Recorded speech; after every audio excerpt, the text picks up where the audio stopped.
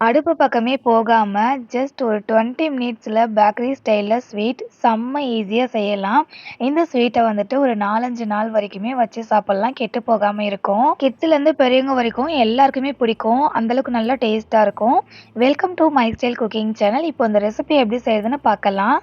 ஒரு mixie cup எடுத்துக்கோங்க. அதில 2 கப் அளவுக்கு பொட்டுக்கடலை சேர்த்துக்கோங்க. பொட்டுக்கடலைய வறுக்கணும் அப்படின்ற அவசியம் இல்ல. ரொம்ப நமத்து போன போல இருந்துச்சு அப்படின்னா மட்டும் லைட்டா வறுத்துட்டு செய்யுங்க. பொட்டுக்கடலைய எந்த அளவுக்கு நைஸா அரைக்க முடியுதோ, அந்த அளவுக்கு நல்லா நைஸா அரைச்சு எடுத்துக்கோங்க. நம்ம என்னதான் நல்லா நைஸா அரைச்சாலுமே, அதில ரவை மாதிரி சின்ன சின்னதா குருணை மாதிரி இருக்கும். அதனால பொட்டுக்கடலைய சலிச்சுக்கலாம். பொட்டுக்கடலைய சலிச்சதுக்கு அப்புறம் பார்த்தீங்கன்னா, இந்த மாதிரி குருணை இருக்கும். ஸோ, இப்ப இத தூக்கி போட வேண்டாம். இத சட்னிலாம் அரைக்கும்போது அது கூட சேர்த்து அரைச்சுக்கலாம். பொட்டுக்கடலைய சலிச்சதுக்கு அப்புறமா இத ஒரு பக்கம் எடுத்து வச்சுடுங்க.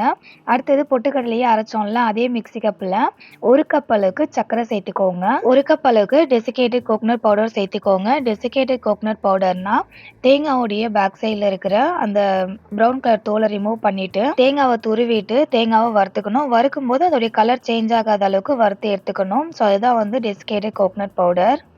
அடுத்து வாசனைக்காக 4 ஏலக்காவுடைய விதைகள மட்டும் சேர்த்துக்கோங்க. இப்போ இது எல்லாத்தையுமே ஒண்ணா சேர்த்து அரைச்சு எடுத்துக்கலாம். அரைச்சதுமே அதுலேருந்து வர வாசனை அவ்ளோ சூப்பரா இருக்கும். தேங்காய், ஏலக்காவுடைய வாசனைலாம். இந்த தேங்காய் சர்க்கரை பவுடர பொட்டுக்கடலை மாவு கூட சேர்த்துக்கோங்க. இப்போ இது கூட ஸ்வீட்ட என்ஹான்ஸ் பண்றதுக்காக 1 பிஞ்ச் அளவுக்கு மட்டும் உப்பு சேர்த்துக்கலாம். அதிகமா சேர்க்காதீங்க. ஒரே ஒரு பிஞ்ச் அளவுக்கு மட்டும் சேர்த்துக்கோங்க. 3 டேபிள் ஸ்பூன் சூடான பால்ல 5லேருந்து 6 குங்குமப்பூ சேர்த்துட்டு 10 நிமிஷம் நல்லா ஊற விட்டுட்டு, அந்த குங்குமப்பூ பால்ல பொட்டுக்கடலை மாவு கூட சேர்த்துக்கங்க. இப்ப இந்த மாவு கூட 2 டேபிள் ஸ்பூன் நெய் சேர்த்துக்கங்க. நெய்யும் குங்குமப்பூ பாலும் சேர்க்கும்போது ஸ்வீட்டோடைய டேஸ்ட்டும் அதோடைய கலரும் பார்க்கறதுக்கே ரிச்சா இருக்கும். இது உங்களுக்கு வேணாம் அப்படின்னா தாராளமா ஸ்கிப் பண்ணிக்கலாம். நெய் சேர்த்ததுக்கு அப்புறமா நெய் பொட்டுக்கடலை மாவு கூட நல்லா மிக்ஸ் ஆகிற போல பிசைஞ்சு விட்டுக்கலாம். அடுத்து இது கூட 1/4 கப் அளவுக்கு நல்லா கெட்டியா காய்ச்சின பால் எடுத்துக்கோங்க. அந்த பாலை மாவு கூட கொஞ்சம் கொஞ்சமா சேர்த்து பிசைஞ்சிக்கங்க. 1/4 கப் பால் எடுத்தீங்க அப்படின்னா கரெக்டா இருக்கும். 1/4 கப் பாலை விட அதிகமா சேர்க்காதீங்க. அப்புறம் மாவு இலகுன போல ஆகிடும். மாவு இப்போ வீடியோல பார்க்குறீங்கல்ல, எந்த அளவுக்கு நல்லா கெட்டியா இருக்குன்னு. இதே மாதிரி நல்லா கெட்டியா பிசைஞ்சு எடுத்துக்கங்க. இப்போ இந்த மாவு 2ஆ பிரிச்சுட்டு, ஒரு பகுதி மாவு மட்டும் எடுத்து பட்டர் ஷீட் மேல வச்சுட்டு, இந்த மாவு உருளை ஷேப்ல உருட்டிக்கலாம். மொத்த மாவையுமே எடுத்து உருட்டினோம் அப்படின்னா, ரொம்ப நீட்டா வரும். அதனால 2ஆ பிரிச்சு அத நான் 2 பார்ட்டா உருட்டி எடுத்துக்கிறேன்.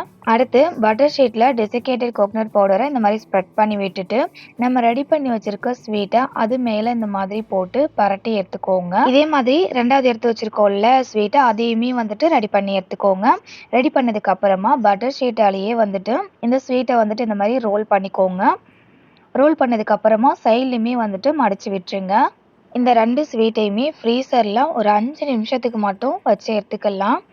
5 நிமிஷம் ஃப்ரீசர்ல வச்சு எடுத்ததுக்கு அப்புறமா ஸ்வீட்ட ஓப்பன் பண்ணிட்டு, இந்த ஸ்வீட்ட நம்ம கட் பண்ணி அப்படியே சர்வ் பண்ண வேண்டியது தான். வீடியோல செஞ்சு காமிக்கும்போதே உங்களுக்கு தெரிஞ்சிருக்கும் இந்த ஸ்வீட் செய்யறது எவ்வளோ ஈஸி அப்படின்னு. ரொம்ப ரொம்ப ஈஸிங்க. டக்குன்னு ஒரு ஸ்வீட் சாப்பிடணும்னு தோணுச்சு அப்படின்னா, அடுப்பெல்லாம் யூஸ் பண்ணாம இந்த ஸ்வீட்ட ரொம்ப ஈஸியா செஞ்சிடலாம். அதே மாதிரி ஒரு டைம் இந்த ஸ்வீட்ட செஞ்சு வச்சுட்டு, ஒரு 4லேருந்து 5 நாள் வரைக்குமே நீங்க ஃப்ரிட்ஜ்ல ஸ்டோர் பண்ணி வச்சு சாப்பிடலாம். சப்போஸ் வெளியிலேயே வைக்க போறீங்க அப்படின்னா, ஒரு 3 நாள் வரைக்குமே கெட்டு போகாம இருக்கும். ஓகே ஃப்ரெண்ட்ஸ், இந்த ரெசிபி உங்களுக்கு பிடிச்சிருந்தது அப்படின்னா இந்த வீடியோக்கு ஒரு சின்ன லைக் பண்ணிக்கோங்க. இந்த மாதிரி இன்னும் நிறைய இன்ட்ரெஸ்டிங்கான ரெசிபீஸ்க்கு மை ஸ்டைல் குக்கிங் சேனலை சப்ஸ்கிரைப் பண்ணிக்கோங்க. அண்ட் இந்த ரெசிபியை உங்களுடைய ரிலேட்டிவ்ஸ், தெரிஞ்சவங்க, ஃப்ரெண்ட்ஸ் எல்லாருக்குமே ஷேர் பண்ணிக்கோங்க. அவங்களுக்குமே ரொம்பவே யூஸ்ஃபுல்லா இருக்கும்.